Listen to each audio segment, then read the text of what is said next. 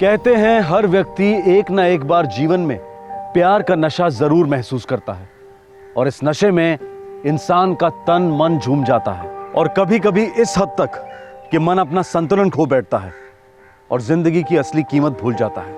कई नौजवानों को इस नशे का जोश इस कदर बेहोश कर देता है कि वो प्यार में सिर्फ अंधे ही नहीं बहरे भी हो जाते हैं। उन्हें अब वो दस्तक सुनाई ही नहीं देती कि जिसे वो प्यार का घूंट समझ रहे हैं दरअसल वो जहर है। 17 अगस्त 2011 वडगांव शेरी, पुणे।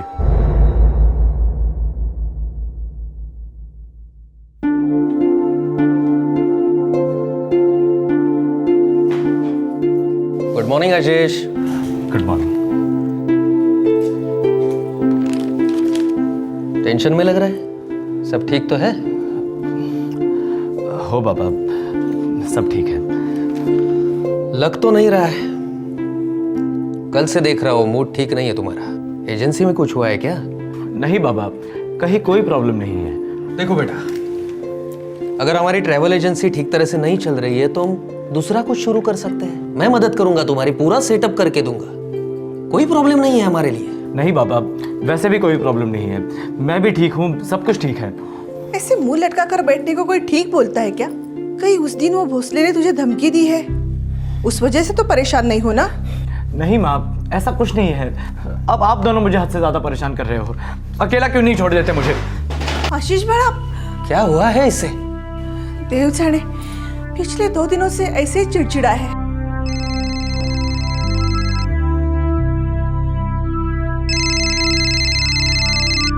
हेलो,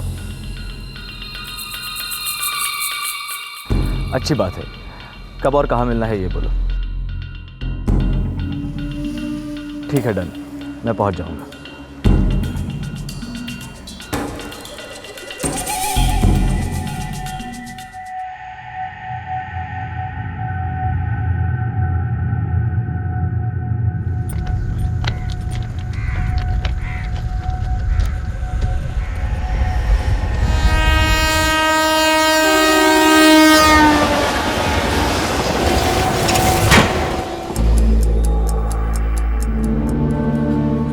अहो, काय झालं?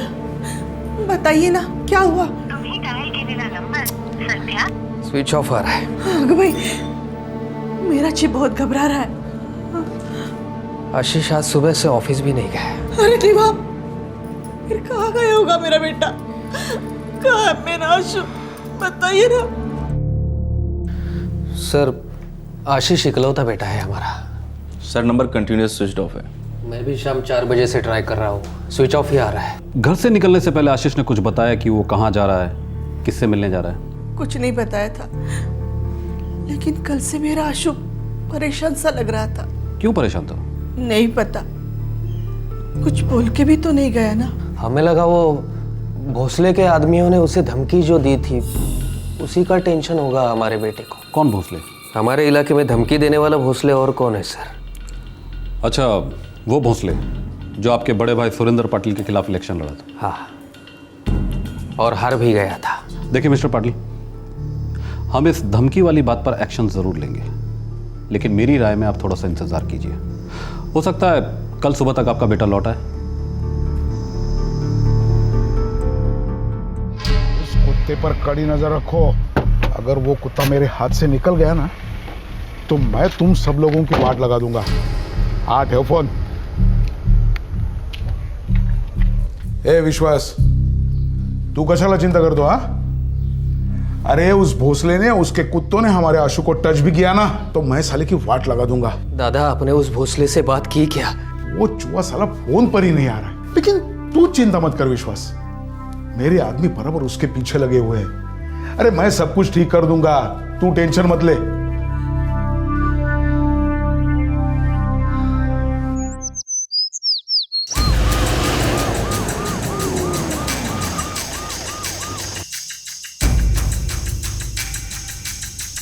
नहीं सर, कल पूरा दिन आशीष सर ऑफिस में नहीं आए और किसी को कॉल भी नहीं किया उन्होंने। फिर आप लोगों में से किसी ने उसे कॉल नहीं किया? वो क्या है सर, अक्सर आशीष सर ऑफिस में नहीं आते, तो मेरा मतलब है हमारे लिए तो नॉर्मल है उनका ऑफिस में ना आना। ये भोसले ने धमकी वमकी दी थी सुना? हाँ सर, दी थी। किस बारे में? सर एक कंपनी के साथ हमारा गाड़ियों का कॉन्ट्रैक्ट है। जब भी उन्हें गाड़ियों की ज़रूरत होती है हम उन्हें गाड़ियाँ भेजते हैं। उस कंपनी के साथ हमारा कॉन्ट्रैक्ट था, अब मेरी कंपनी के साथ है। उस कॉन्ट्रैक्ट को भूल जा आशीष, वो कंपनी हमारी है, अकेला छोड़ उसे। छोड़ने छाड़ने के दिन अभी बहुत दूर है। प्यार से समझा रहा हूँ, मान जा। नहीं मानता, चल आगे बोलो। बोलना क्या है, किसी दिन तेरी कोई गाड़ी गायब हो जाएगी ना तो तू ही बोलेगा माफ करो साहब गलती हो गई। मेरी गाड़ियों को गायब करोगे तुम? ऐसी हालत कर दूंगा ना तुम्हारी। गाड़ी के साथ साथ तू भी गायब हो सकता है। दुश्मनी तो पुरानी है सर, लेकिन आशीष जी ने उन्हें कभी इतना सीरियसली नहीं लिया। एक्सक्यूज मी, वो भोसले के ही आदमी थे? हाँ सर, हमारे कंपटीशन में जो एजेंसी है उसका मालिक भोसले का खास है, और सर भोसले उसे प्रोटेक्शन भी करता है। सर आशीष के कॉल रिकॉर्ड्स रिट्राइव हुए हैं, उसका सेल भी डिस्कनेक्टेड है और सिम निकाला क्या लगता है सर? लास्ट कॉल कहाँ ट्रेस हुआ? मुंडवा सर।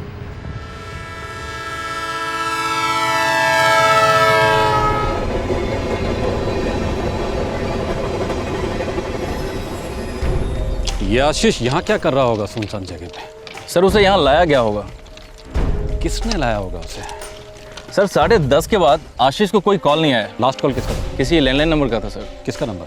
पीसीओ, यडवाड़ा पीसीओ से। फॉलोअप करते हैं, जरूर कोई कनेक्शन है।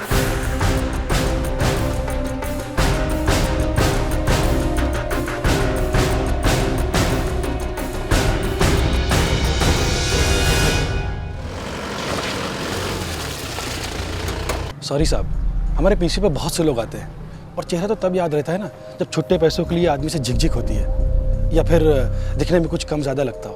और आम आदमी को याद रखना इतना आसान काम नहीं है साहब, और मेरा फिर किराने का भी काम है साहब। समझ सकता हूँ, कोई बात नहीं, चलो। सावन, आशीष के मोबाइल फोन से सिम कार्ड को निकाला गया है, राइट सर। तो उसके मोबाइल फोन को सर्विलेंस पर डाल दो और फोन के IMEI नंबर को ट्रैक करो। हो सर। और वो बंदा धमकी मास्टर जो आशीष पाटिल और उसकी गाड़ियों को गायब करवाने वाला था, थाने पे ले आते हैं सर। सर कंपटीशन है हमारा, दुश्मनी नहीं। मैंने कोई धमकी वमकी नहीं दी आशीष पाटिल को। हमारे पास गवाह हैं जिन्होंने तुम्हें आशीष पाटिल को धमकाते हुए देखा है, और हमें ये भी पता है कि तुम भोसले के खास आदमी हो। साहब बुरा मत मानिए, पर या तो आप टाइम पास कर रहे हैं या फिर अपना टाइम वेस्ट कर रहे हैं। मैं पिछले 15 साल से इस ट्रैवल एजेंसी को पूरी ईमानदारी के साथ चला रहा हूँ। ये सब डबल गेम में नहीं खेलता। प्रवीण आमरे, तुम कैसा भी गेम खेलो, लेकिन अगर हमें आशीष पाटिल सही सलामत नहीं मिला ना तो थोड़ा बहुत गेम हम भी खेलेंगे तुम्हारे साथ। नहीं इंस्पेक्टर साहब, इतना नीचे मैं गिरूंगा कभी नहीं। लेकिन भोसले साहब, आपके आदमियों ने आशीष पाटिल को धमकाया था। इंस्पेक्टर साहब, कौन मेरा आदमी नहीं है? मेरा नाम लेके है ना चुचुंदर से धर्मेंद्र बनते हैं सब लोग, मालूम है? प्रवीण आमरे, आपका खास आदमी, उसी ने आशीष पाटिल को धमकाया था। अरे दोनों में तू मैं होगी, इसका मतलब ऐसा थोड़ी होता है धमकी। देखो इंस्पेक्टर साहब, सुरेंद्र पाटिल के साथ है ना अपनी पॉलिटिकल दुश्मनी है। हम लोग किसी के फैमिली पे हाथ नहीं डालते, और आशीष तो पाटिल के भाई का लड़का है, बच्चा है, कच्चा नींबू है वो। उसको मैं टच करूं? काय बोलतो इंस्पेक्टर तू तर आपली इज्जत काढायला लागला। सर 2 दिन हो चुके हैं, हमारे बेटे की कोई खबर नहीं है। इन्वेस्टिगेशन चल रही है मिस्टर पाटिल, लेकिन अभी तक कोई सुराग नहीं मिला है। उसका मोबाइल इंस्ट्रूमेंट सर्विलेंस पर है और उसके फोटोग्राफ पुणे के हर पुलिस स्टेशन में पहुंचा दी गई है। लेकिन हमारा बेटा कब मिलेगा सर? मिस्टर पाटिल, आप बता रहे थे कि आशीष कुछ दिनों से डिस्टर्ब था, ऊपर से अभी तक कोई फिरौती की मांग भी नहीं हुई है, तो हम ये पकड़ कर चलते हैं कि कम से कम ये किडनैपिंग का केस तो नहीं है। तो फिर कहाँ गायब हो गया हमारा बेटा? शायद वो अपनी मर्जी से कहीं गया होगा। नहीं साहब, कुछ तो बड़ी बात है। मेरा बेटा ऐसा बिना बता के जाने वाला लड़का नहीं है। सर रेलवे पुलिस से खबर आई कि उन्होंने आशीष को उस तस्वीर से पहचान लिया जो हमने उन्हें भेजी थी। उन्हें हमारा बेटा मिल गया है, क्या हम उसे मिल सकते हैं? मिल तो गया है, लेकिन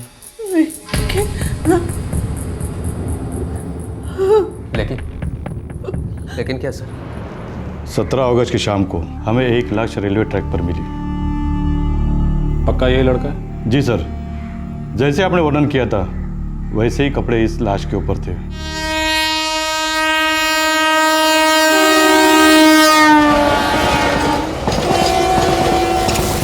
पोस्टमार्टम हो? जी सर, हम लाश को ज़्यादा टाइम तक रख नहीं सके क्योंकि लाश बहुत सड़ चुकी थी। उसके फोटोग्राफ्स हैं हमारे पास, ये देखिए।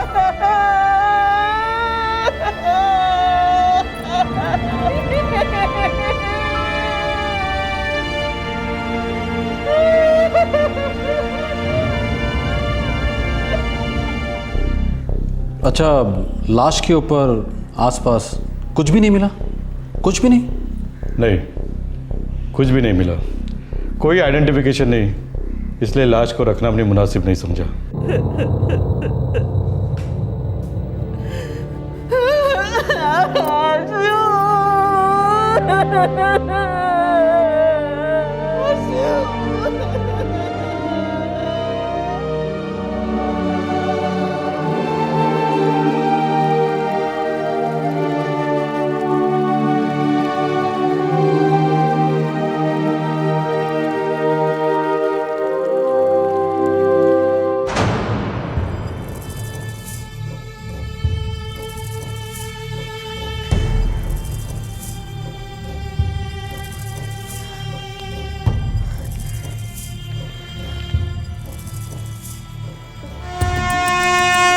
साहब, पूरा एरिया छान मारा, कहीं कुछ नहीं मिला। अच्छी तरह से देखो, कुछ ना कुछ तो मिलेगा। ओके साहब। सर सेल तो डीएक्टिवेटेड है, सिम तो है ही नहीं। सिम कार्ड निकाला गया है सावंत, किसी ने उसके मोबाइल से सिम कार्ड को निकाला है, लेकिन क्यों निकाला होगा? सर मुझे नहीं लगता ये सुसाइड केस है। बिल्कुल नहीं। सुसाइड करने से पहले कोई इतनी मेहनत क्यों करेगा? और एक्सीडेंटल केस भी नहीं लग रहा है। Sir murder? बहा कर है हमारे आशीष को। मिस्टर पाटिल, हमें नहीं लगता कि आशीष ने सुसाइड किया है। देखिए, भोसले वाला एंगल हमने पूरी तरह से चेक किया है। ना भोसले से और ना ही उस ट्रैवल एजेंसी के मालिक प्रवीण आमरे से इस केस का कोई कनेक्शन मिल रहा है। मैं ये जानना चाहता हूं कि कहीं कोई दूसरी वजह तो नहीं जिसकी वजह से आशीष परेशान था? नहीं सर, अगर कुछ होता तो हमारा बेटा हमें बताता जरूर। शायद ऐसी कोई बात जो बच्चे अक्सर माँ बाप से कहने में झिझकते हैं। मेरा मतलब कोई लड़की वड़की का चक्कर हो।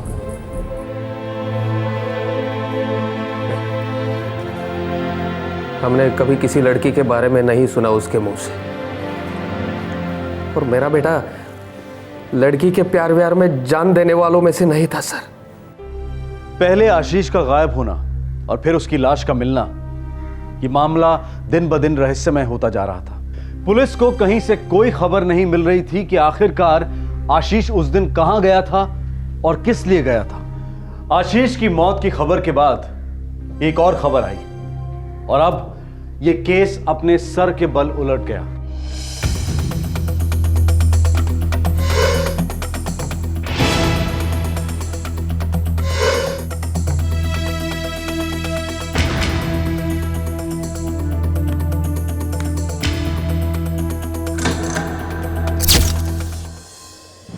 सर, आशीष का सेलफोन दोबारा एक्टिवेटेड हो गया है। हमने IMEI नंबर ट्रैकिंग की है। Very good. लोकेशन कहाँ मिला? Yerwada sir. IMEI international mobile equipment identity. हर मोबाइल हैंडसेट का अपना एक खास आइडेंटिटी नंबर होता है। इस IMEI नंबर से पता लगाया जा सकता है कि वो कौन सी लोकेशन है जहां पर यह फोन दोबारा से सिम कार्ड डालकर एक्टिवेट किया गया है। पुलिस को आशीष के सेल फोन की लोकेशन तो पता चली, पर इस फोन में अब सिम कार्ड किसी और का था। अब सवाल यह था कि आशीष के फोन को कौन इस्तेमाल कर रहा था और क्या इस शख्स का आशीष की मौत से कोई ताल्लुक था।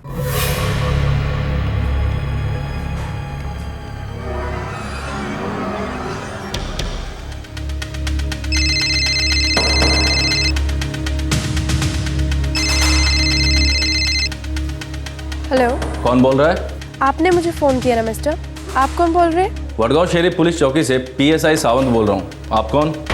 मेरा नाम सीमा चिखलीकर है सर, पर बात क्या है? आप पुलिस चौकी आ जाओ, आपसे बात करनी है। सर मैं PhD येरवाडा में इंजीनियरिंग की स्टूडेंट हूँ। आशीष पाटिल को कैसे जानती हो? आशीष पाटिल? कौन आशीष पाटिल सर? वही आशीष पाटिल जिसका शायद मर्डर हुआ है और जिसका मोबाइल इंस्ट्रूमेंट इस वक्त तुम्हारे हाथों में। सर क्या बात कर रहे हैं आप? ये मेरा सेल फोन है। अच्छा, कहाँ से खरीदा? कब खरीदा? बिल है? घर पर है तो घर चलते हैं, और अगर खो गया है तो पूरे घर को खोद डालते हैं, और अगर नहीं है तो उस दुकान को खोद डालते हैं जहाँ से तुमने मोबाइल फोन खरीदा है। सर एक मिनट, ये सेल फोन मैंने नहीं खरीदा, ये मुझे मेरे फ्रेंड ने गिफ्ट किया है। फ्रेंड का नाम? कृष्णा। एड्रेस?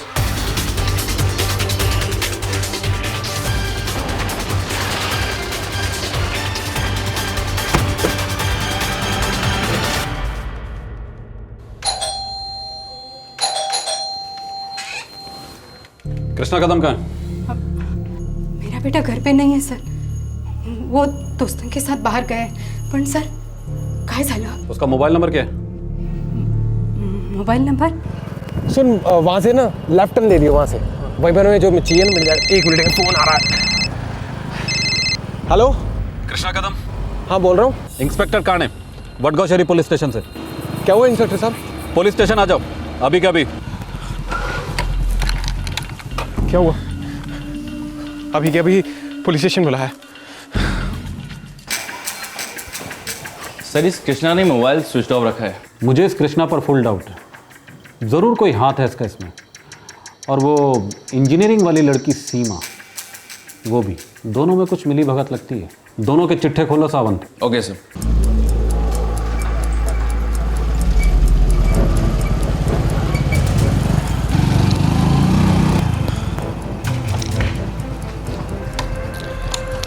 कृष्णा, तो एक काम कर, आज रात को मेरे घर रुक जा, कल दोनों मिलके सोचेंगे कि क्या करना है।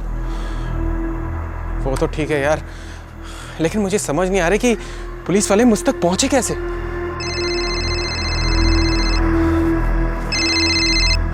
हेलो, हाँ सीमा। हाँ एक मिनट, सीमा तुझसे बात करना चाहती है। हेलो। कहाँ है कृष्णा तू? तेरा फोन क्यों बंद आ रहा है? अरे फोन स्विच ऑफ नहीं था, बैटरी खत्म हो गई थी। अच्छा सुनो, तुम किसी आशीष पाटिल को जानते हो क्या? आशीष पाटिल? नहीं तो, लेकिन तुम क्यों पूछ रही हो? बात क्या है? अरे आज मुझे पुलिस स्टेशन बुलाया था, कहते कि जो फोन तुमने मुझे गिफ्ट किया है वो किसी आशीष पाटिल का है। फिर तुमने क्या कहा? सच कहा कि वो फोन तुमने मुझे दिया है। और उन्होंने क्या कहा फिर? उन्होंने कहा कि उस आशीष पाटिल का शायद मर्डर हो गया है। क्या ऐसा कहा उन्होंने? कृष्णा आखिर हो क्या रहा है? मुझे बहुत डर लग रहा है। नहीं नहीं सीमा, देखो तुम घबराना मत और सब कुछ ठीक हो जाएगा, बस तुम थोड़ा शांत रहना, ठीक है? क्या हुआ यार? पुलिस सीमा तक पहुंच गई यार। मैंने कहा था ना तुझे कि वो फोन किसी को मत देना, लग गई ना कुछ। सर ये कृष्णा और सीमा दोनों एक ही कॉलेज में। ये दोनों दोस्त हैं? अच्छे दोस्त या कुछ और भी? सर आजकल के कॉलेज का लड़का लड़की का लाइफ है ना समझ के बाहर है। वो जिंदगी को टाइम पास समझते हैं और टाइम पास को जिंदगी। कल तक जो लवर था वो आज उनका बीड़ू है, और जो इतने सालों से बीड़ू है आज उनका बॉयफ्रेंड है। वो कंप्यूटर की स्पीड की जैसे ना उनका रिलेशन चेंज होते रहते साहब। इस कृष्णा का सेल फोन ऑफ है, घर पर भी नहीं। कहाँ मिलेगा साहब? उसका खास दोस्त लंगोटिया मनोज, दोनों फेविकॉल के माफी एकदम चिपका हुआ रहता है साहब। कहाँ रहता है मनोज? सावंत खबरी ने जो बताया था ये वही एरिया लगता है ना?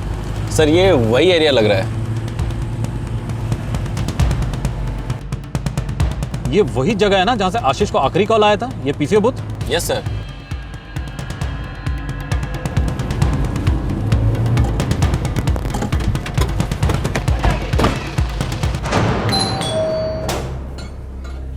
क्या बात है साहब? मनोज है? मनोज तो घर में नहीं है। एक बार हम भी देख लेते हैं। है? अरे कहाँ? अरे बाबा अंदर अंदर क्या है यार? अंदर ओ उठा ले को। अरे अरे अरे अरे क्या कर रहे हो तुम लोग? अरे सर मुझे नहीं मालूम ये आशीष पाटिल कौन है। ये मोबाइल फोन तो हमें सर रास्ते में पड़ा मिला था। कहाँ पड़ा मिला था? सर मुंडवा के पास। येरवड़ा में रहने और पढ़ने वाले स्टूडेंट तुम लोग मुंडवा के पास क्या कर रहे थे? सर उस दिन मनोज और मैं बूशी डैम गए थे, बस यूं ही टाइम पास करने के लिए, और वहाँ से आते वक्त हम चाय पीने के लिए रुके वहीं मुंडवा के पास। तो वहीं हमें सर ये मोबाइल फ़ोन पड़ा मिला। रास्ते पर पड़ा था? Yes sir. ये फ़ोन तुम्हें रास्ते में पड़ा मिला? Yes sir. और तुम लोगों का इंतज़ार कर रहा था, पूरी दुनिया से छुपा हुआ था, लेकिन सिर्फ तुम लोगों को मिला।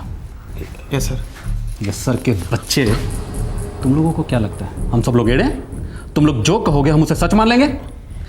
इस सेल फोन पर एक भी स्क्रैच नहीं है। ये ऐसा लग रहा है मानो आशीष के हाथ से सीधा तुम लोगों के हाथ में आया हो। नहीं सर, मैं किसी आशीष पटेल को नहीं जानता, और मैं सच बोल रहा हूँ सर। सच तो तू अब बोलेगा, तू भी और तू भी, दोनों मिलकर duet गाओगे।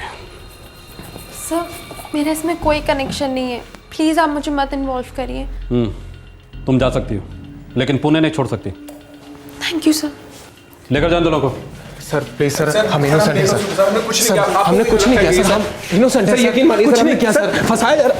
Sawant. Yes sir. Ashish, Krishna और मनोज तीनों के फोन रिकॉर्ड मंगवा। कहीं ना कहीं तीनों में कोई ना कोई कनेक्शन जरूर है। नहीं, मैंने कभी नहीं सुना, न कृष्णा न मनोज, आशीष ने कभी जिक्र नहीं किया। सर मनोज और कृष्णा का नाम मैंने कभी नहीं सुना, और ना ही आशीष जी के साथ मैंने कभी इन दोनों को देखा है।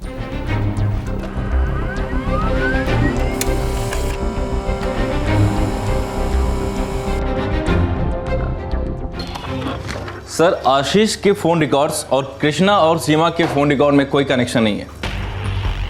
बिल्कुल भी नहीं। सर इन तीनों ने कभी एक दूसरे को कॉल नहीं किया। लेकिन एक लेकिन होना ही था।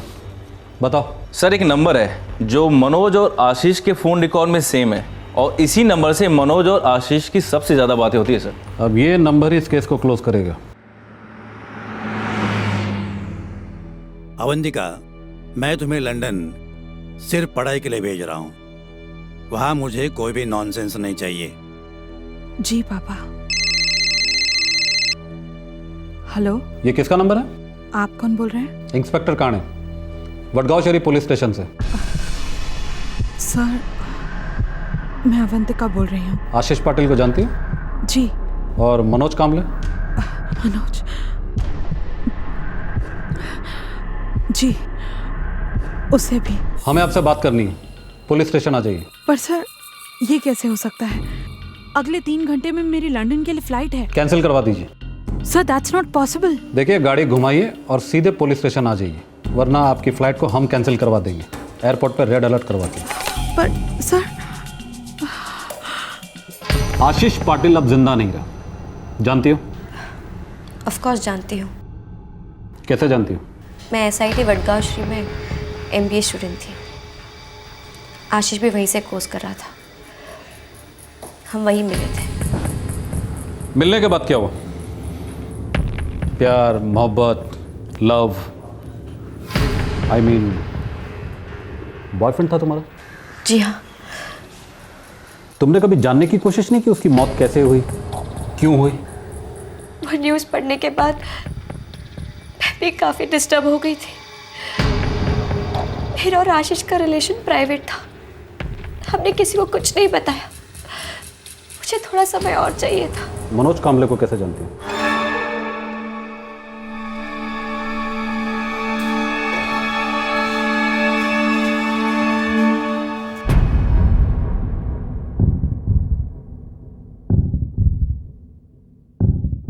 जानते हो इसे? जी जानती हूँ। तो अब बताओ मिस अवंतिका, तुम्हारा बॉयफ्रेंड आशीष उस दिन मुंडवा रेलवे ट्रैक पर क्या कर रहा था, क्यों गया था, किसने बुलाया था, क्या हुआ था उसके साथ? सच सच बताओ। सर मैं सच कह रही हूँ, मुझे कुछ भी नहीं पता है। मैंने तो सिर्फ आशीष से कहा था कि वो एक बार मनोज से मिले, बात कर ले उससे। किस बारे में बात करने को कहा था?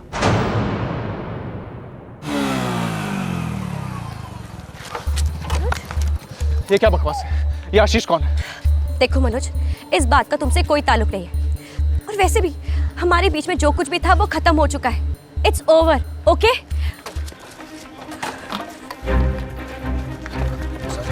काहे का ओवर? कैसा ओवर? हाँ, हम दोनों का 2 साल का अफेयर था, वो भी सीरियस। इस बात को तुम अच्छे से जानती हो। देखो ये 6 घंटों का कोई ओवर नहीं है जो इस तरह से खत्म हो जाएगा। Explain me right now. जो कि मैं नहीं दे सकती। देखो मनोज, मैं तुमसे कोई बहस नहीं करना चाहती, बस ये समझ लेना हम एक दूसरे के लिए ठीक नहीं थे। अरे मगर क्यों ठीक नहीं है? प्रॉब्लम क्या है? ट्यूनिंग नहीं थी। और ये बात जानने के लिए तुम्हें 2 साल लग गए?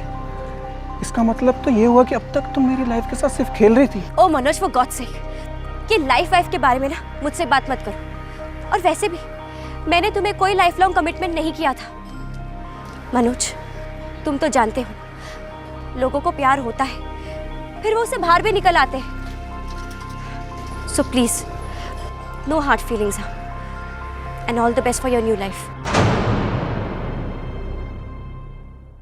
हमारा ब्रेकअप हुआ था, फिर भी मनोज मुझे रोज परेशान करता। मेरी कुछ समझ में ही नहीं आ रहा था, मैं थक गई थी। अवंतिका, तुम उससे कहती क्यों नहीं कि तुम्हें उससे बात नहीं करनी है? ओ कम ऑन आशीष, मैं इतने दिनों से उसे और क्या कह रही हूँ, लेकिन वो मेरी बात सुनने के लिए तैयार ही नहीं है। मुझे तो लगता है जब तक उसे कोई शौक नहीं लगेगा ना, वो नहीं रुकने वाला। शौक? कैसा शौक? थोड़ा फोर्स, थोड़ा धक्का देकर। आशीष, तुम मुझसे क्यों नहीं बात करते? अवंतिका, मैं उससे क्या बात करूंगा? मैं तुम्हारी गर्लफ्रेंड हूँ, और अगर तुम्हारी गर्लफ्रेंड का एक्स उसे हैरेस करे तो तुम्हें उससे क्या बात करनी चाहिए, अब ये भी मुझे ही तुम्हें बताना होगा।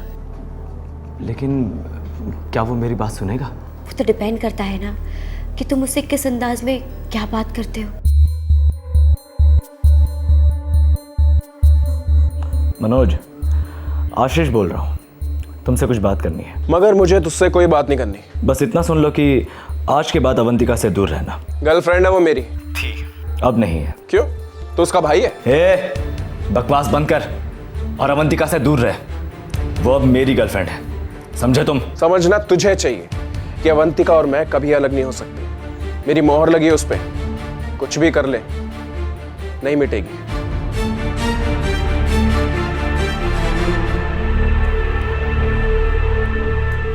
आशीष मुझे 3-4 दिन से लगातार फोन कर रहा था, लेकिन मैंने उसका फोन लिया नहीं। लेकिन इसने मुझे हैरेस करना बंद नहीं किया, रोज फोन करता था।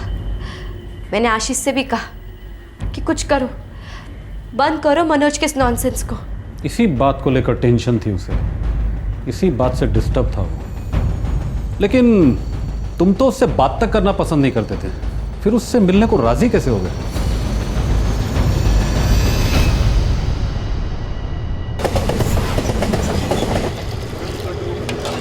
अपने गली के नुक्कड़ पे वो पीपल का पेड़ है ना? हाँ। अरे यार, पका दिया इस आशीष ने मुझे फोन करके। क्या करूं इसका मैं? अबे यार, सीधा फुल एंड फाइनल कर इसका, जिंदगी भर नहीं भूलेगा ये।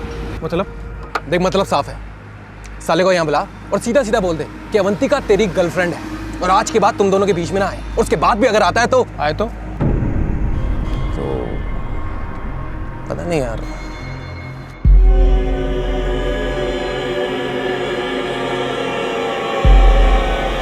हमारे बीच में जो कुछ भी था वो खत्म हो चुका है। It's over, okay?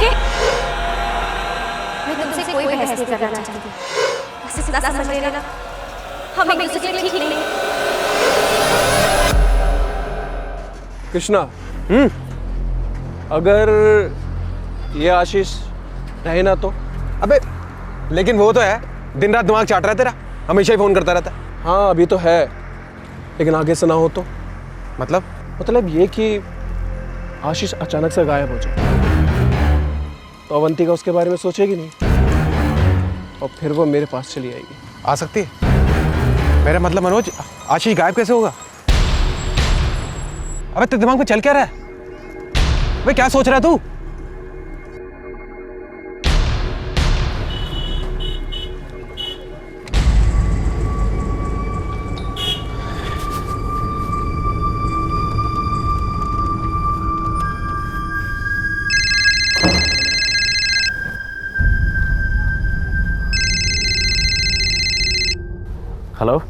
हेलो आशीष। हाँ मैं मनोज बोल रहा हूँ। देखो मैं बात करने के लिए तैयार हूँ। अच्छी बात है, कब और कहाँ मिलना है ये बोलो। मुडवा क्रॉसिंग के पास एक छोटी सी चाय की टपरी है, हाईवे के पास। मैं ठीक 2 बजे मैं वडगांव श्री नाके से पिकअप करूँगा। मैं पहुँच जाऊँगा।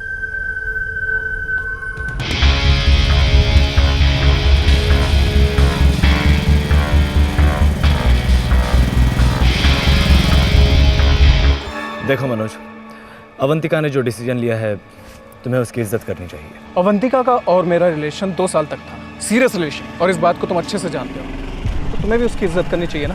हाँ करनी चाहिए, लेकिन अब तुम्हारा रिश्ता खत्म हो चुका है। अवंतिका का और मेरा रिश्ता अब बहुत मजबूत है, 2 साल से भी बहुत ज़्यादा आगे जाएगा। हाँ बॉस, लेकिन तुमसे पहले मैं उसकी ज़िंदगी में था। समझा करो यार, तुम अभी हो ही नहीं। अवंतिका की ज़िंदगी में तुम मायने ही नहीं रखते, तुम उसे दिखते ही नहीं हो यार। हाँ, क्योंकि तुमने उसकी आंखों पे पट्टी जो बांध के रखी आशीष पाटिल, क्योंकि तुम हमारे बीच में आ गए। गलत, मैं तुम दोनों के बीच में नहीं आया था। पहले अवंतिका ने तुम्हें अपनी ज़िंदगी से बाहर कर दिया था और इसके बाद हमारी दोस्ती हुई थी, और इस बात से तुम इनकार नहीं कर सकते मनोज। सही कहा तुमने, वैसे भी एक ही तो ज़िंदगी मिली है, इसे एक लड़की के लिए क्यों बर्बाद करना। और तुमने बिल्कुल सही कहा, अवंतिका को मैं दिखाई नहीं देता, तुम दिखाई देते। ठीक है, मैं अपनी हार मान लेता हूँ। नहीं यार, हार और जीत की बात नहीं है, बस लाइफ और टाइम का खेल है, दोनों किसी के लिए नहीं रुकते। सही कहा तुमने। सुनो, मैं तुमसे एक रिक्वेस्ट करना चाहता हूँ, प्लीज़ मना मत करना। अब एक आखिरी बार मैं अवंतिका से बात करना चाहता हूँ, मैं उसके दिल की बात उसकी ज़बान से सुनना चाहता हूँ, प्लीज़। चल ठीक है, जब भी तू बोले। अभी बात करें? अभी यहाँ इस जगह पर? हाँ, हम साइड में जाके बात कर लेते हैं, तुम अपने फ़ोन का स्पीकर ऑन कर लेना और हम बात कर लेंगे। प्लीज़ यार, आज आर्या पार का फैसला हो जाने दो।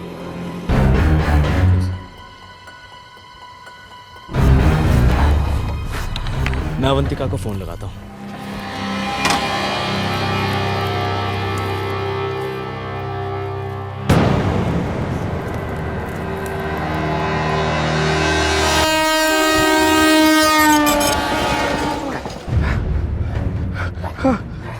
सामान निकाल, पर्स निकाल इसका। उधर से रुमा उसका और कुछ पड़ा, इधर पड़ा, इधर उठा इसे। हाँ चल।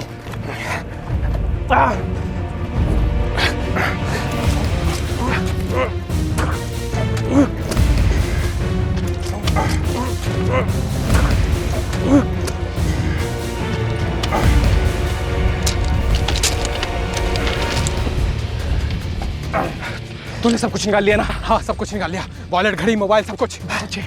अब ये कोई सुसाइड या एक्सीडेंट का केस लगेगा।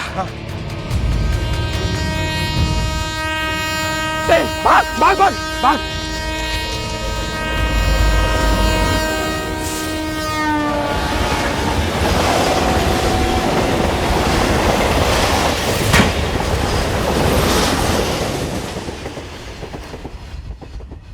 आशीष अब अवंतिका को दिखाई नहीं देता मनोज, तो उसके माँ बाप को भी दिखाई नहीं देता, किसी को भी दिखाई नहीं देता। लेकिन एक बात बताऊं, आज के बाद जिंदगी भर तुम भी दिखाई नहीं दोगे, जेल की सलाखों के पीछे सड़ोगे। ले जाओ इन दोनों को।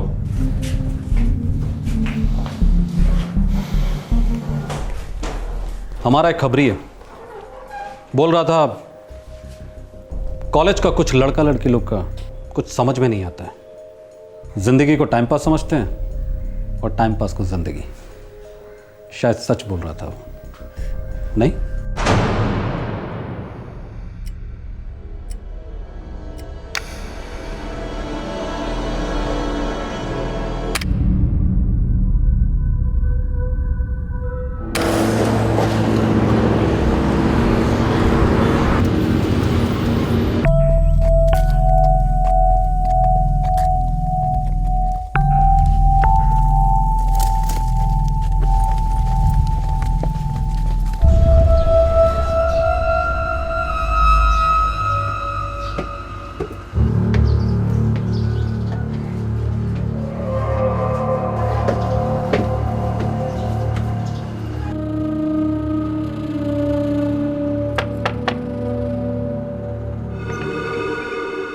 बोलिए। बाबा जी है क्या घर पे? हाँ हाँ, आइए अंदर आइए।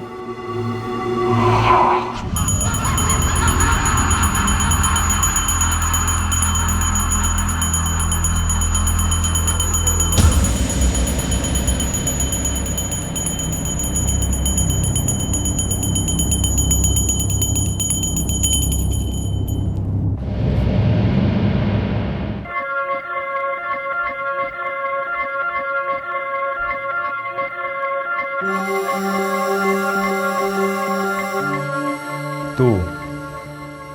पूरी तरह ठीक हो जाएगा, वो समय बहुत जल्द आएगा।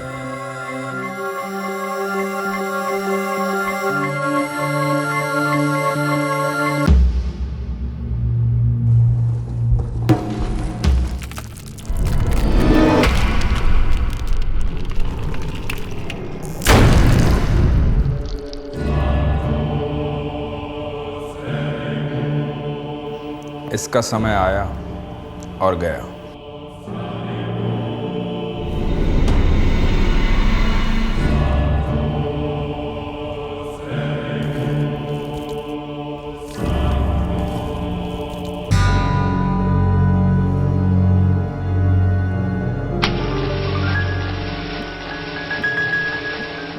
एक मासूम की बेवक्त हत्या की गई और इस जुर्म का नामो निशान जलाकर खाक कर दिया गया।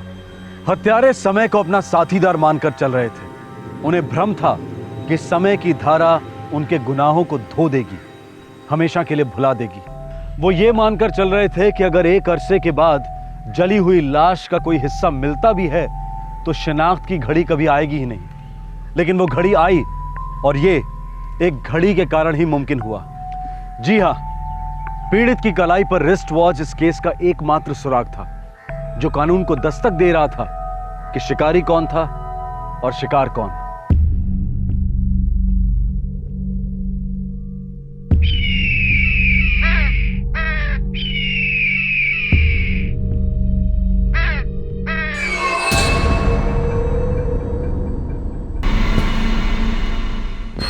साहब, कन्नौर तालुका से दयाराम भोसले का फोन आया है।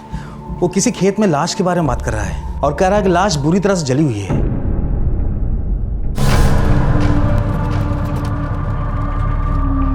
फॉरेंसिक टीम को बुला लेना और बॉडी पोस्टमार्टम के लिए भेज देना। मेल बॉडी है, 35 से 45 साल के बीच का आदमी। बॉडी बुरी तरह जल चुकी। जिंदा जलाया गया है? शायद नहीं, पहले मौत हुई है, उसके बाद लाश को जलाया गया। ठिकाने लगाया जा रहा था ताकि कोई पहचान न सके। अब जिसने भी किया है सक्सेसफुल है, क्योंकि इस लाश की शिनाख्त करवा पाना पॉसिबल नहीं। लाश की कलाई पर एक घड़ी देखी थी। ये रही, ये भी जल चुकी है, लेकिन इसकी शिनाख्त की जा सकती है। 5:30 सुबह के भी हो सकते हैं, शाम के भी हो सकते हैं। मौत कम से कम 24 घंटे पहले हुई है। और ये रहा सुराग नंबर 2, शर्ट का एक टुकड़ा जो जला नहीं, इस रिस्ट वॉच की तरह। वाइकर कंपनी और बी अक्षर के साथ बस का सिंबल, ये बी कोई नाम हो सकता है? सर, पूरे औरंगाबाद जिले के जितने भी मिसिंग कंप्लेंट्स हैं मैंने सारे चेक किए और इस लाश की तरफ कोई भी इशारा नहीं हो रहा है। शायद मरने वाला औरंगाबाद के बाहर का था। हाँ सर, हो सकता है। और ये भी हो सकता है कि इस घड़ी की सुई हमें सही दिशा तक ले जाए।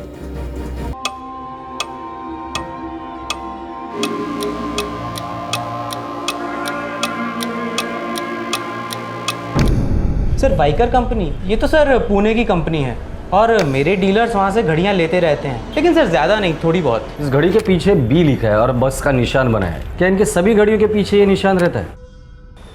1 मिनट सर।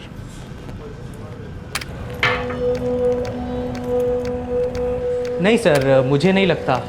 हाँ, लेकिन अगर आप वाइकर कंपनी वालों से पूछेंगे तो अच्छा होगा। कहाँ है इनका ऑफिस? सर, इनकी फैक्ट्री कात्रज MIDC में कहीं है।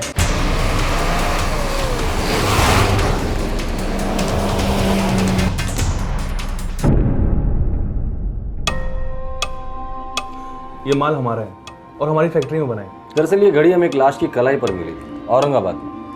हम लोग उसी की शिनाख्त करने की कोशिश कर रहे हैं। सर, ये लेटर बी और ये जो बस का सिंबल है, हम लोग उसी के बारे में जानना चाहते हैं। सर, आमतौर पर इस तरह की मार्किंग हम नहीं करते हैं। ये मेड टू ऑर्डर है, मतलब किसी ने खास तौर पर बनवा के लिए है। किसने? पुणे में हमारी मार्केटिंग सेल है, आई थिंक वहाँ से पता चल सकता है।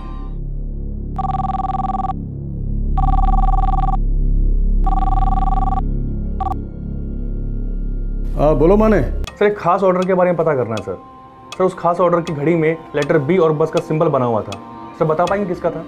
क्यों जानना चाहते हो? सर, एक्चुअली पुलिस जानना चाहती है, औरंगाबाद पुलिस। अच्छा अच्छा, देखो मुझे ठीक से मालूम नहीं है कि ऑर्डर किसने दिया था, लेकिन अपनी सेल्स टीम को ज़रूर पता होगा। तुम 1 मिनट होल्ड करो, मैं अभी पता लगाता हूँ। Okay sir. Marketing supervisor check कर रहे हैं। आई थिंक ये बल्क ऑर्डर हो सकता है। मतलब ऐसी 1-2 घड़ी आप लोग नहीं बनाते? सर, आज तक तो नहीं, लेकिन हाँ, डीलर या फिर दुकानदार अपनी तरफ से कोई अल्टरेशन कर दे घड़ी के पीछे तो बात अलग है। हाँ माने, ये बेस्ट बस सर्विस के लिए बनाया गया बल्क ऑर्डर था। 2009 का दिवाली ऑर्डर। 40,000 वॉचेस बनाए गए थे, स्पेशल बी और बस सिंबल वाले। मैंने कहा था ना सर, ये बल्क ऑर्डर होगा। सर बेस्ट बस सर्विस का ऑर्डर था। लेटर बी और बस का सिंबल वाली खास गाड़ियाँ दिवाली के लिए बनवाई गई थी। कब की दिवाली? सर 2009 की दिवाली, और 40,000 गाड़ियों का ऑर्डर था।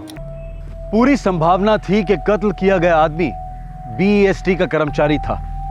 बीईएसटी मुंबई की पब्लिक ट्रांसपोर्ट कंपनी है जो लगभग 4,680 बसें चलाती है। बीईएसटी का लगभग 38,000 कर्मचारियों का वर्कफोर्स है। घास के ढेर में सुई ढूंढने वाली बात थी, और सुराग 2 सुइयों वाली एक घड़ी।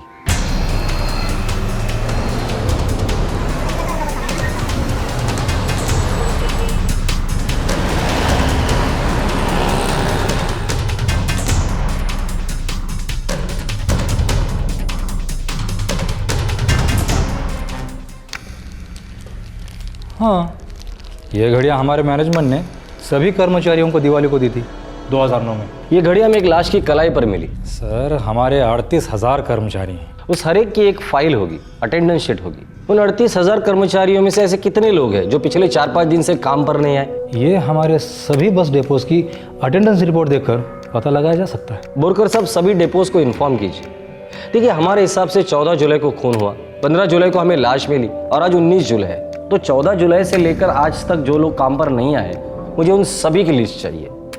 ये लिस्ट आने में थोड़ा वक्त लग सकता है। हम इंतजार करेंगे। इतने दूर आए हैं, खाली हाथ वापस नहीं जाएंगे।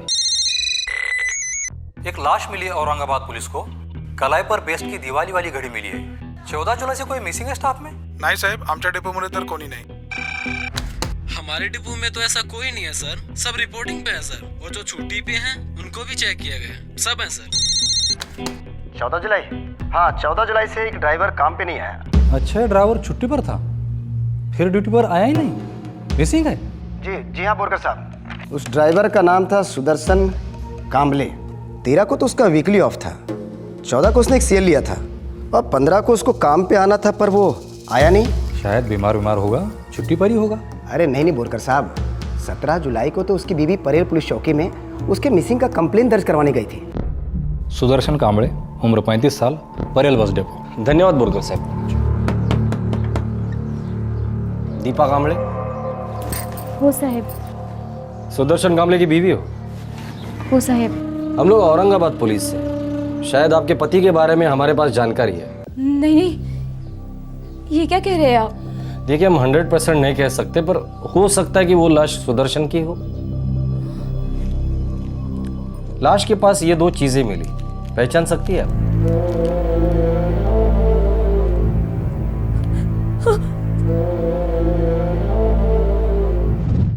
कल सुबह तक पक्का हो जाएगा ना? हाँ, बस पैसे दूंगा और तुरंत वापस लौट आऊंगा। मेरे समझ में ये नहीं आता, आप यहाँ से पैसा मनी ऑर्डर या कुछ कर दो ना उस औरत को। हर बारी संगमनेर खुद जाने की क्या ज़रूरत है? अरे मेरा बस चले तो मैं ऐसा ही करूं, लेकिन क्या करूं, अभी मेरा वहां जाना बहुत ज़रूरी है। कोर्ट ने अभी फैसला नहीं किया है ना, मैं कम देना चाहता हूं और वो ज़्यादा मांग रही है।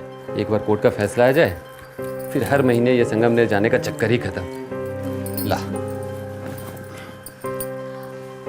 काजी क्या हो, सही सलामत लौटाना। घाबरू नकोस, मैं सही सलामत वापस आ जाऊंगा।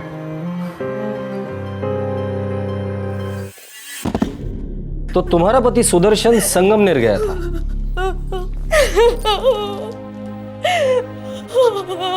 पर उसकी लाश हमें कन्नड़ गांव में मिली जो औरंगाबाद जिले में आता है। पता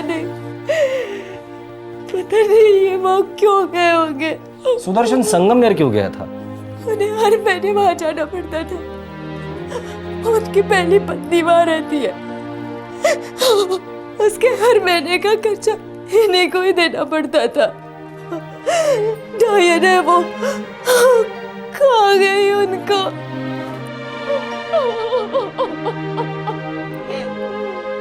हमने संगमनेर पुलिस स्टेशन को इन्फॉर्मेशन भेज दी थी। उन्होंने सुदर्शन की पहली पत्नी से पूछताछ की। क्या बोली? बोली कि मेंटेनेंस के लिए पैसे देने आया था और चला गया। अब उसके बाद वो कहाँ गया, उसका क्या हुआ, उसे कुछ नहीं मालूम। आप लोगों ने सुदर्शन कांबले का फ़ोन रिकॉर्ड चेक किया? उसका सेल 14 जुलाई से ऑफ है। ये उसका सेल रिकॉर्ड है। उसकी लास्ट बात ये एक पीसीओ के नंबर से हुई है। ये पीसीओ यहीं परेल में ही है। ये सुदर्शन कांबले भी परेल डिपो में ही काम करता है ना? हाँ, हम परेल डिपो भी गए थे पूछताछ करने के लिए कि शायद हो सकता है कोई आपसी दुश्मनी वगैरह हो, लेकिन ऐसा कुछ नहीं मिला। समझ में नहीं आ रहा ये औरंगाबाद करने क्या गया था? पहले तो हमको लगा कि हो सकता है कि औरंगाबाद में कोई अफेयर वगैरह हो। उसके फ़ोन का लास्ट लोकेशन भी कन्नड़ गांव है। हम वहाँ भी गए थे, मगर वहाँ भी कुछ नहीं मिला।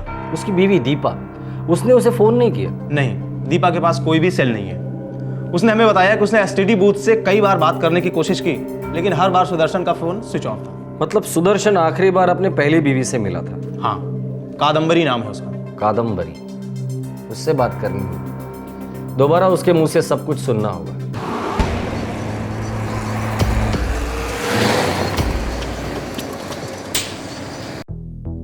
तुम ही सुदर्शन कांबले की पहली बीवी हो? जी हाँ। आखिरी बार उसको तुम्हारे साथ देखा गया था? वो सब मुझे पता नहीं, लेकिन वो मुझे कोर्ट में मिला था। उसने मुझे पैसे दिए और वो वहाँ से निकल गया। उसके बाद वो कहाँ गया, उसके साथ क्या हुआ, तुम्हें कुछ नहीं पता? यही बताया था ना मुंबई पुलिस को? जो सच है वही बोला उनको, और आपको भी मैं वही बोल रही हूँ। सुदर्शन और मेरे तलाक को 4 साल हो चुके हैं। हर महीने एक बार मिलती हूँ मैं कोर्ट में, लेकिन मेंटेनेंस पैसे के लिए। औरंगाबाद क्यों गया होगा? मुझे नहीं पता। आप उस अंकिता से जाके क्यों नहीं पूछते? अंकिता? ये अंकिता कौन है? उसकी साली, उसकी बीबी दीपा की छोटी बहन। अब ये बीच में कहाँ से आ गई? बीच का मुझे पता नहीं, लेकिन वो उसके साथ आई थी यहाँ संगमनेर। बारी बारी गिनती की है तू? 3000 ये रख ले। किसी का कोई भरोसा नहीं है ना, इसलिए। 2000 लेती थी ना, तो बार बार मेरे को इधर आना नहीं पड़ता था, और आने जाने का खर्चा होता है सो अलग। ये 3000 रुपये भी कम पड़ जाते हैं आज की महंगाई में। और तुम कोई एहसान नहीं कर रहे हो मुझ पर। बेटी को खुद पाल रही हूँ और बहुत जल्द उसकी शादी भी करानी है। 15,000 रुपये महीने के कमाते हो, फिर भी 1-1 के लिए रोते रहते हो। तो मेरे हाथ को कितना आता है काट पीट के? 12,000 भी नहीं आता। और मुंबई का खर्चा तो मालूम है ना तेरे को? मालूम है। शराबियों के झूठ भी अच्छी तरह से जानती हूँ। बात करता है। कादम्बरी, बहुत बोल रही तू। झगड़ा करने से कोई मतलब नहीं, चलो चलते हैं। वो दोनों एक साथ आए थे और एक साथ निकले कोर्ट से।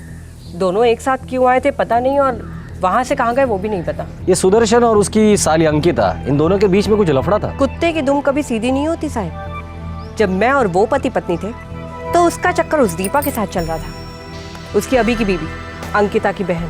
दीपा को पता होगा इस लफड़े के बारे में? पूछ के देख लीजिए। वैसे औरतों को पता चल ही जाता है, सूंघ जो लेती हैं हम। हाँ, मेरी बहन अंकिता गई थी उनके साथ। क्यों?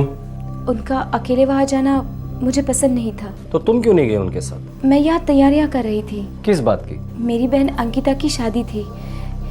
16 जुलाई को उसकी शादी होने वाली थी। तुम यहाँ तैयारियां कर रही थी अंकिता की शादी की, और खुद अंकिता तुम्हारे पति के साथ संगमनेर गई थी। अजीब बात है। अजीब क्यों? शादी का क्या हुआ? शादी तो हुई, 16 को होनी थी, 16 को हुई। क्या? एक तरफ तुम्हारा पति गायब है और दूसरी तरफ तुम्हारी बहन की शादी हो रही, जैसे कि कुछ हुआ ही नहीं हो। शादी के टाइम पे हमें क्या मालूम था साहब कि वो गायब है। हमें लगा संगमनेर में रह गए हैं 2-4 दिनों के लिए। दीपा, मुझे तुम्हारी बहन अंकिता से बात करनी है अभी।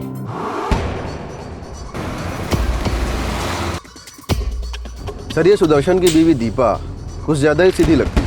इसकी पीठ पीछे इस अंकिता का सुदर्शन के साथ अफेयर चल रहा होगा। तो फिर ये अंकिता सुदर्शन का मर्डर क्यों करेगी? उसकी शादी होने वाली थी ना सर, शायद इसीलिए। 14 जुलाई को तुम लौटी और 16 जुलाई को तुम्हारी शादी होगी। वो सर, अंकिता, तुम गई थी सुदर्शन के साथ पर लौटी अकेली, ऐसा क्यों? जीजा जी को संगमनेर में कोई काम आ गया था, तो उन्होंने कहा तुम घर चलो, मैं बाद में आता हूँ। जीजा जी, आप पक्का 15 तक लौट आएंगे ना? पता है ना 16 को क्या है?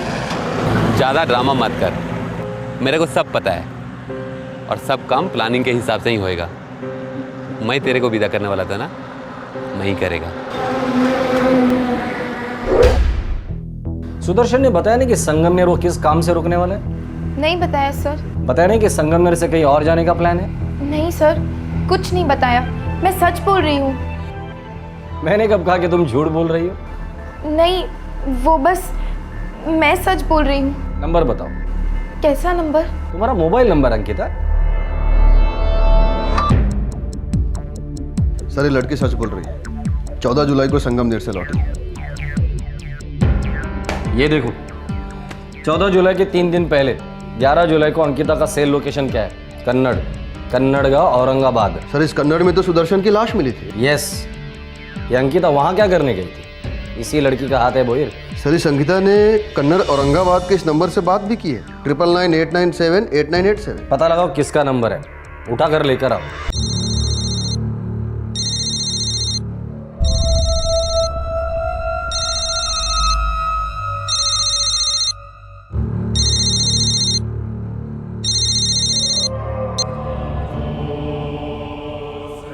हेलो हेलो, शिविर police station Varun PSI Bhoir बोलतो। हाँ नंबर कोना चाहे? जी मैं जगदीश महाराज बोल रहा हूँ। अंकिता सातपुड़े, जानते हो इस औरत को? जी नहीं, कभी नाम भी नहीं सुना। कभी बात की है इससे? कभी नहीं। पक्का बात नहीं की? हाँ हाँ पक्का। ठीक है।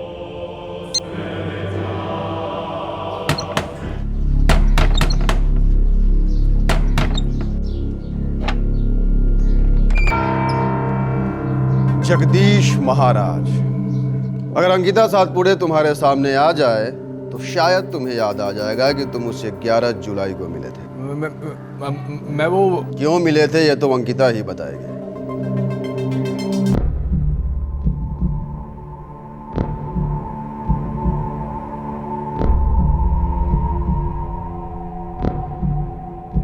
जगदीश महाराज, अब तो पहचानिए अंकिता को। कौन है ये? भक्त है मेरी, बहुत भक्त मिलने आते हैं, फोन भी करते हैं। हर किसी का नाम थोड़े ही याद रखूंगा। मुंबई बेस का कर्मचारी सुदर्शन कांबळे, क्या वो भी तुम्हारा भक्त था? नाम कुछ सुना सुना सा है। देखिए साधु हूं मैं, जड़ी बूटियां बनाकर लोगों की बीमारियां दूर करता हूं, और पूरे महाराष्ट्र से मेरे भक्त आते हैं दर्शन के लिए। अंकिता जी, आपको कौन सी बीमारी थी जो आप इस जगदीश महाराज से मिलने गई थी 11 जुलाई को?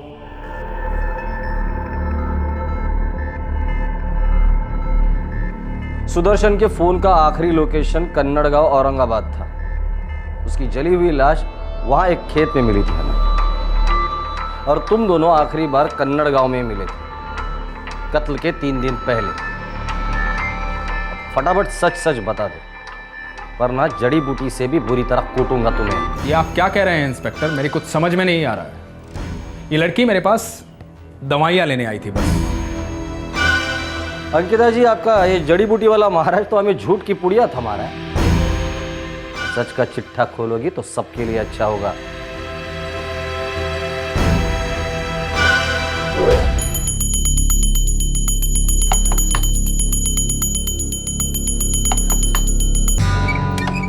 बाबा प्रणाम, मैं अंकिता सातपुड़े मुंबई से। अच्छा अच्छा अच्छा, आओ अंदर आओ। 30,000 हैं। होने दो, मेरे पास मत रखना। पैसे को छूता नहीं हूं मैं। पैसा माया है, बुद्धि भ्रष्ट कर देता है।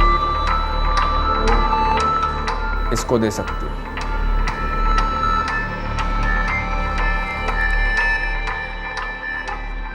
अब मैं चलूं बाबा?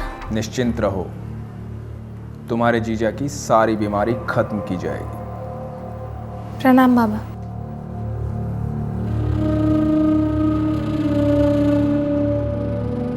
तुमने इस ढोंगी बाबा को सुपारी दी थी 30,000 रुपए की अपने जीजा जी को मरवाने के लिए। क्यों किया ऐसा? अपने होने वाले पति से अपना अफेयर छुपाना चाहती थी, जो तुम्हारे जीजा जी सुदर्शन कांबळे के साथ चल रहा था। ये झूठ है, मेरा जीजा जी के साथ कोई अफेयर वफेयर नहीं था। फिर ऐसा क्या था कि तुमने उसे जान से मरवा दिया? मुझे नहीं पता था उनका खून हो जाएगा। मैं तो सिर्फ पैसे डिलीवर करने गई थी। किसने भेजा था तुम्हें पैसे देकर? ये तो पैसे बाबा को दे देना अंकिता। कशाला ताई? अंकिता, तुम्हारे जीजू की तबीयत बहुत खराब है, शराब की बीमारी है उन्हें। लेकिन ताई, 30,000 रुपये का ट्रीटमेंट, कैसा ट्रीटमेंट है ये? और इतने सारे पैसे आए कहाँ से ताई? मैंने अपनी सोने की चेन बेच दी तुम्हारे जीजू की भलाई के लिए। अब सुदर्शन को शराब छोड़नी ही होगी, नहीं तो जिंदगी छूट जाएगी उसकी।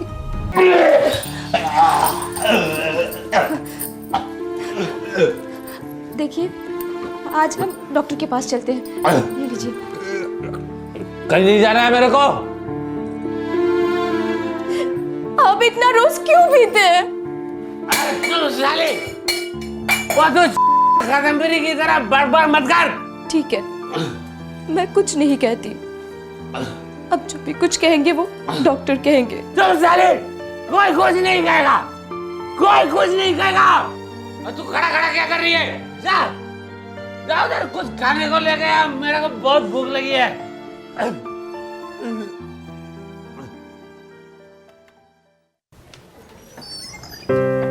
अरे आला तुम्ही? हाँ। सुदर्शन, मैंने ना सविता ताई से बात कर ली है। कौन सविता ताई? वही ताई जो हमारे बाजू वाली खोली में रहती है। अच्छा, हाँ हाँ, जानता हूँ उसको। क्या बात की? आपके बीमारी के बारे में। उन्होंने कहा है कि आपके लीवर का प्रॉब्लम बस बाबा ही दूर कर सकते हैं। दीपा, तेरे को कितना बार बोला मैंने, ये बाबा बीबा के चक्कर में नहीं पड़ने का। बहुत चैप्टर होते हैं ये लोग। ये खास बीमारी दूर करते हैं सुदर्शन। औरंगाबाद के कन्नड़ गांव में इनका आश्रम है। बस एक बार कोशिश करके देखते हैं। मैं तुम्हारे सामने हाथ जोड़ती हूँ सुदर्शन। अच्छा चल, जा जा, आराम से सोचते हैं। आराम से सोचने लायक तुम्हारी हालत नहीं है सुदर्शन। मैं आपके पैर पड़ती हूँ, एक बार मिल लो उस बाबा से। अच्छा ठीक है, जा अभी कुछ खाने के लिए लेके आ।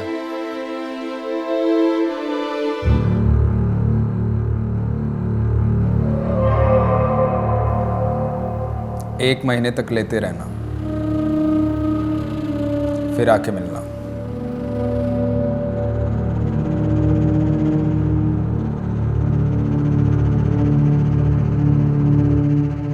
मुझे तो ताई ने बस इतना बताया था कि ये पैसे जीजा जी के ट्रीटमेंट के लिए, उन्हें पूरी तरह से ठीक करने के लिए। ए ढोंगी बाबा, हाँ, तू लोगों को जो बोगस दवाइयाँ पिला था ना, पूरी लिस्ट है मेरे पास। चल अब सच सच बता दे, सुदर्शन कांबले का खून क्यों किया था? उसकी बीवी ने तेरे पास उसके इलाज के लिए पैसे भेजे थे और तूने उसको दुनिया से ही दूर भेज दिया। अबे साले, अब एक सेकंड भी चुप बैठा ना तो जबड़ा तेरे हाथ में होगा, लेकिन तेरा हाथ कहीं और। फिर दुनिया की कोई भी जड़ी बूटी तेरा इलाज नहीं कर पाएगी, समझे? बता।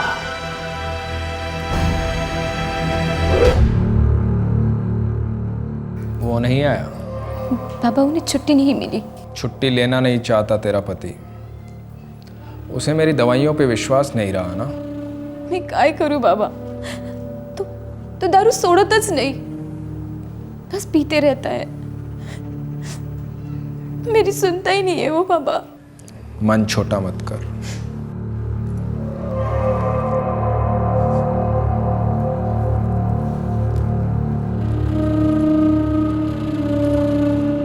हिम्मत से काम लेना होगा तुझे, कड़वी सच्चाइयां सुननी होंगी तुझे।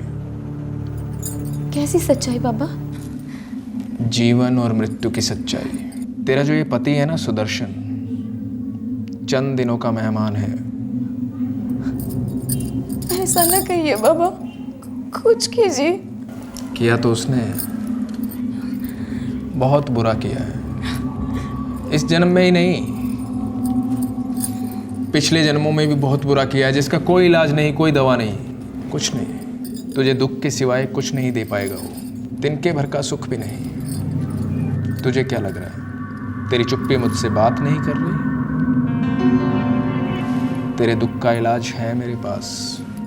तेरा पति कभी तुझे स्त्री सुख नहीं दे पाया, दे भी नहीं पाएगा। वो बेचारा तो खुद दुख में डूबा हुआ है, पर तुम दोनों का इलाज है मेरे पास।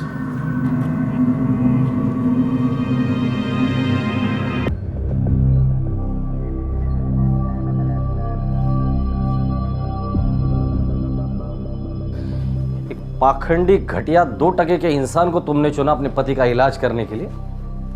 क्या इलाज किया है? पैसे लेकर तुम्हारे पति को जान से मार डाला इसने। इतनी बेवकूफ कैसे हो सकती हो तुम? ये बन रही है, बेवकूफ बना रही है आपको। दरअसल इसको सब कुछ मालूम था। इसने पैसे दवाई के लिए नहीं, खून करने के लिए भेजे थे।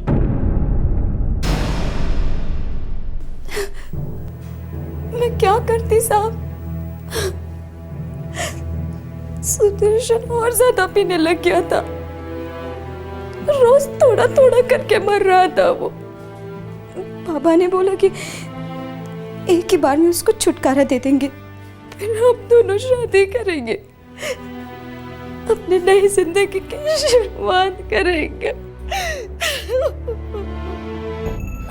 मतलब तुम्हें पहले से ही पता था कि तुम्हारा पति मर चुका है? बाबा, क्या आपने सुदर्शन को मार डाला? उसे जान से मार डाला, और ऐसा मारा है कि दुनिया में उसकी लाश कोई भी पहचान नहीं पाएगा। अब हम एक हो सकते हैं। अब हमें छुप छुप कर मिलने की जरूरत नहीं है। थोड़े दिन चुप बैठो, फिर अपने इलाके के पुलिस स्टेशन में जाके अपने पति के लापता होने की रिपोर्ट लिखवा देना। पुलिस कभी लाश ढूंढ नहीं पाएगी, गारंटी है मेरी। और लाश मिल भी गई तो 2 से 2 नहीं मिला पाएगी।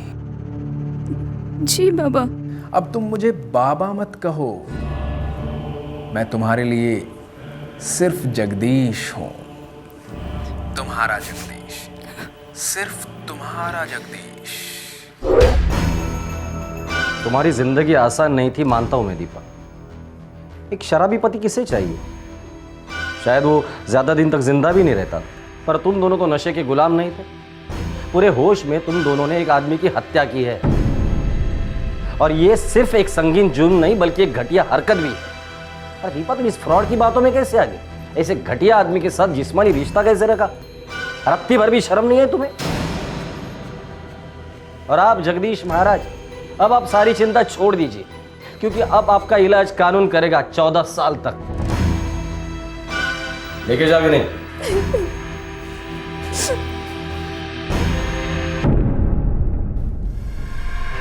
आर्टिकल्स लिस्ट में से फाइल कर देना भाई। ये घड़ी इस केस की स्टार है। शादी के झूठे वादे करके इस ढोंगी बाबा ने दीपा का सेक्सुअल एक्सप्लॉयटेशन किया था। बेबस और लाचार दीपा इस बाबा के झूठे वादों के तालाब में पूरी तरह से डूब गई थी। पुलिस ने और इन्वेस्टिगेशन की तो पता चला कि जुर्म करना और औरतों को फंसाना इस विकृत इंसान की आदत थी, पेशा था। हमारे देश भर में, समाज के हर तबके में ऐसे हताश और बेबस लोग हर दिन इन पाखंडियों के पैतरों का शिकार होते रहते हैं। इस केस में एक जिंदगी मिटाने के बाद सबूत भी लगभग पूरी तरह से मिट चुके थे। शायद ये केस कभी सॉल्व ही नहीं होता, पर कहते हैं ना कि समय से आगे रहने के लिए आपके तरीके बिल्कुल जायज होने चाहिए, वरना समय साए की तरह पीछा करता है और जुर्म को साए से बाहर निकालकर रोशनी में ले आता है, जैसा कि इस केस में एक रिस्ट वॉच ने किया। फिर होगी आपसे मुलाकात, तब तक अपना ख्याल रखें, सुरक्षित रहें। जय हिंद। इस तरह के और भी एपिसोड देखने के लिए हमारे चैनल को सब्सक्राइब करें और बेल आइकन दबाना ना भूलें।